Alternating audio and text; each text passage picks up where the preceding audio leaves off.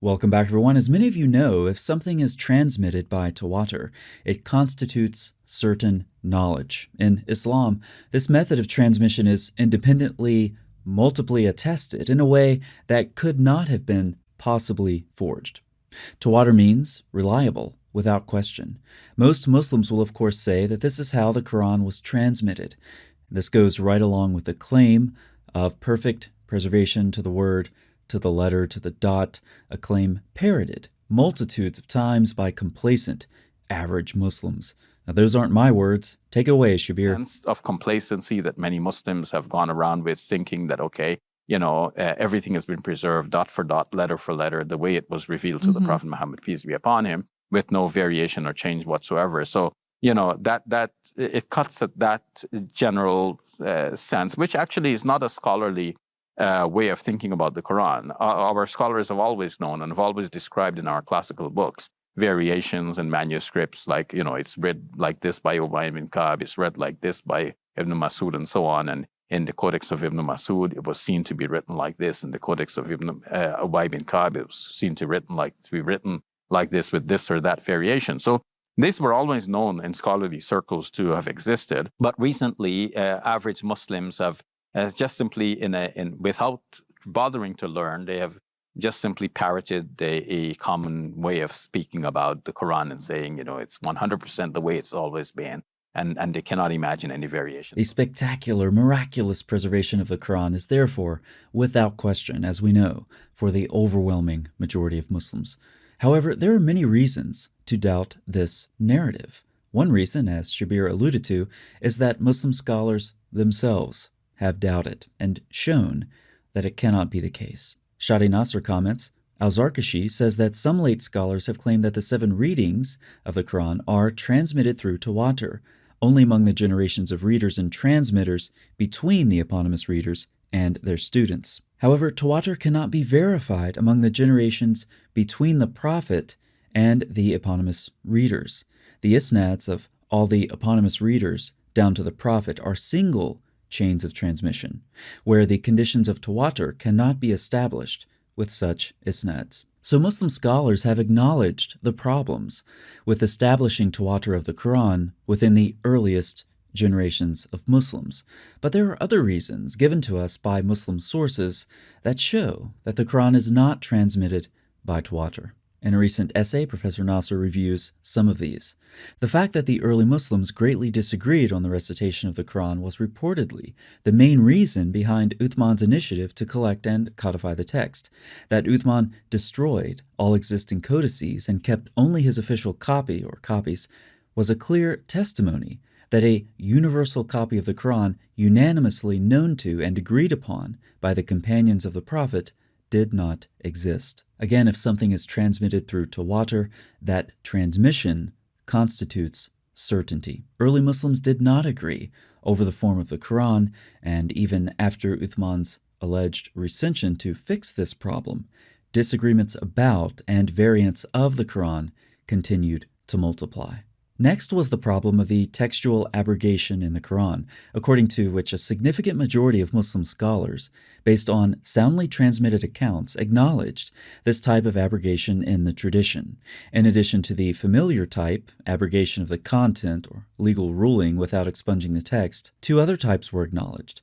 The absence of a definite list of what was abrogated and what was not, such as Umar not knowing that the stoning verse was abrogated, was another challenge to the idea that the final version of the Quran was universally known in all its details to all the companions of the Prophet.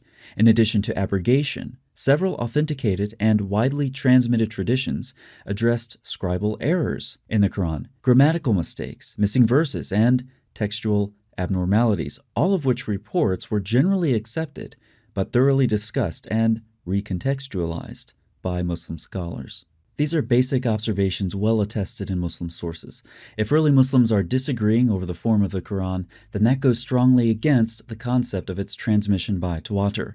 If early Muslim authorities don't even know which verses are abrogated and which ones aren't, that also goes strongly against the concept of the Quran being transmitted by Tawatur. If Muslim authorities are describing mistakes in the Quran, missing verses, and so forth, then that's clearly evidence of human involvement, not part of the divine revelation, which would indicate innovation and intervention in the Quranic text, not simply Muslim scholars relying on the certainty of Tawatur and passing the Quran on as they received it. But wait, there's more. Another problematic matter often discussed in the tradition was the formula of the Basmalah as an opening verse in each chapter. Disagreement on whether this phrase was part of the Quran or not was yet another challenge to the idea of the Tawatur and integrity of the Quranic text. While the disagreement on the Basmalah manifested itself legally, where the four Sunni schools adopted distinct opinions concerning its Quranic status, the controversy was reflected as well in the 7 canonical readings of the Quran, where the eponymous readers adopted different techniques in the inclusion or exclusion of the Basmalah as verse separator between 2 chapters. And of course, the Quran did not reach a single final form at the time of Muhammad or Uthman or anywhere close to that. Rather, Qurans were canonized over subsequent centuries after Muhammad's death. The fact that there is no single absolute universal rendition of the Quran, but rather various renditions, many of which were developed at a later stage, and several of which were rejected by Muslim authorities for being non-Quranic, is further attestation to the unfeasibility of the concept of Tawatur al-Quran. The Quran does not and cannot exist without the tradition of the Qira'at, for it is the only means by which the Quran may be read and recited. Out of an immense corpus of variant readings of the Quranic text, 10 canonical readings have survived to be considered almost the sole representative of the divine rendition of the Quran.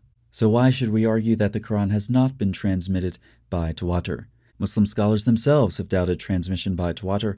Uthman's codification means there was no universally accepted Quran. There's no consensus on abrogation. We also read of scribal mistakes, missing verses, and so forth. The Quran is accessed through readings, of which there are many. For these reasons and more, we can confidently push back against the incredibly popular narrative of those complacent, average Muslims and adopt a more scholarly approach. And maybe along the way, we can help some of those who, to recall Shabir's words, have never bothered to educate themselves. Or maybe they've been miseducated, because what you heard from Shabir is incomplete. It's not just average Muslims parroting this stuff. Many prominent Muslim leaders have in their writings or speech or both said the same thing. They still do.